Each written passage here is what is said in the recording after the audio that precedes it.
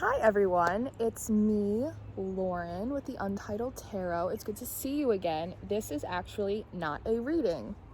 This is going to be a story time, motivational speech. I've been having some issues this week with some inner child stuff, inner child triggering apparently. So I've been working on that, which is strange, but I'm doing it. And I was sitting last night and I was thinking about when I was little, because when you're working on your inner child, you're supposed to go back through your childhood. And I was thinking about this time when I was very small and I lived around Voorhees, New Jersey with my mom. And there were just a few things in that. And I was just thinking about it. And then my spirit told me I should share this story with you. I don't know if it will relate to you. I'm just doing what I'm told. I'm standing in the middle of the woods talking about my childhood on a picnic bench. Like, this is a little strange. So we're going to take a walk. We're going to stroll a little bit. I'm hoping that the physical activity will get out my nervous energy, because I don't really share a lot about myself personally on this channel. So I'm sorry. Why am I so paranoid? It's very odd for me. All right, so let's just get into it. So when I was little, I just lived with my mom, and there was a period of time where I guess we had fallen on hard times. To be honest, I think most of our times throughout my childhood were hard times, but my mom worked very, very hard to make sure that I never really picked up on that or noticed that, like that I never felt like lacking or without, you know. And honestly, I never really did. Had I not been so perceptive as a child, I would have never in a million years even noticed any kind of economic or class disparity amongst me and my peers. You know, the only difference I would have noticed was that I was like a little weirdo and they weren't, you know? So, but when I was little, I guess there was a woman that was friends with my mom. I don't know if she worked with her. I don't know where this lady came from, but I used to call her my Grandma Anna. It's not blood related to me, but she had taken me and my mom in when I was very, very little. And she lived in this house, and I remember it very well. I must have only been maybe 3, maybe 4. Not old. And in her backyard, she had wheat fields, which is really funny because I was just watching a Santero video the other day, and she was talking something about wheat fields, and I was like, oh, San, you're doing it again. Here we go again. But in her backyard, she had all these wheat fields, and there used to be these wild turkeys, and they'd try and attack you. And like right behind it, she had like this little garden full of tomatoes and all this great stuff. And then to the right of her house was the woods, and there was a path, like a very cleared, like out path, but it went into the woods, and I was always very afraid to go into it. But it's interesting because I remember so many times as a kid, there would be people at her house. I feel like my sister would be there to come visit me and my mom because we didn't all live together. And I have these, I don't remember very well because I was only like 3 or 4 years old, but I have these shots of like people standing at the woods, like at that path to go in, and being like, come on, and me being like, no way, I'm not getting involved in that, absolutely not, you know, like very, very trepidatious to do it, very trepidatious. But so they would leave me, right? Like not like all by myself, like there's supervision somewhere, I'm sure. Maybe not, it was the 90s, you know, whatever. So they'd go off into the woods, the groups of people, and then I would go off by myself. And I like didn't even remember that. Like it's not something I ever really thought about until last night. Like I remember being in the wheat fields a lot, but like I never really remember, like, and I guess my mom or like my Grandma Anna would be by the house, by the garden. So I guess they kind of knew where I was. I wasn't gonna go too far. Like, again, the 90s, who knows where I could have gone. I'm an adventurous woman, look at me now. And I was just thinking there last night, I was like, I was too afraid to go down an already set path with people there. I was too afraid to go walk behind other people on a path that was already set out, than walk into a gigantic wheat field with no one around me, potentially no supervision, potentially no way to get out, wheat higher than my head. Isn't that weird? Maybe it's not. It was like I was more afraid to follow behind other people than I was to walk by myself, even if I couldn't see where I was going. And ain't that symbolic for my journey right now, folks? Yes, it is. Yes, it is. I feel like this whole spiritual community I've gotten myself in it's a lot bigger than I thought it was. And it's interesting because there's a lot of aspects of it. I mean, I do a lot of work on Twitter. There's a lot of aspects that are like very cliquey, like very, you can't sit with us. It's odd for me, you know, and I have a lot of fire in my chart. So a girl gets hyped up. I do. But, you know, I cool myself back down with all my water and the logic from my air signs. But it's just, so often I find myself doing this kind of work and just really having to double check myself with my intention. Why am I doing what I'm doing?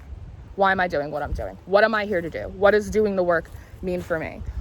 What am I trying to build, right? What does this say about me? How am I presenting myself?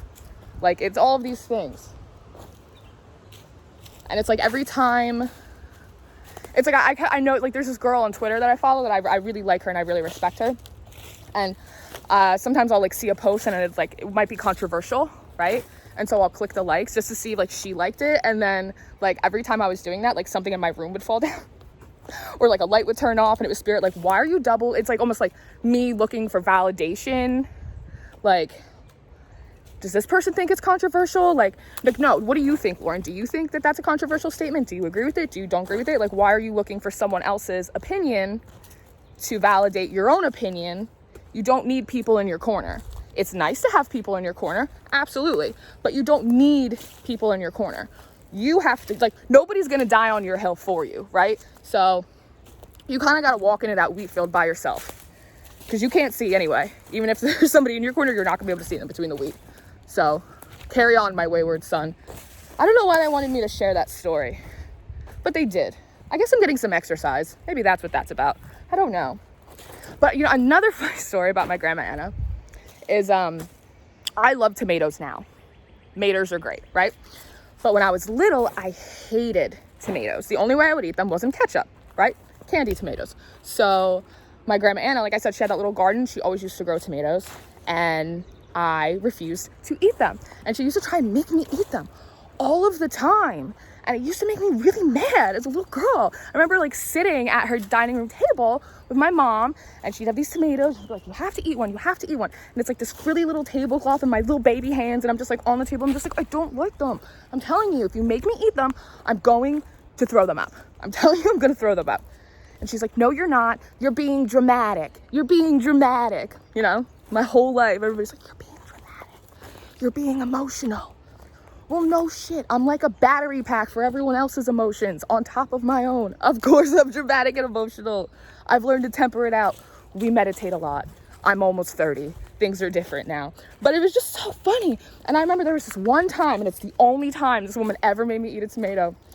And my mom was sitting there, and I looked at my mom, and I was like, Mom, she didn't go to bat for me.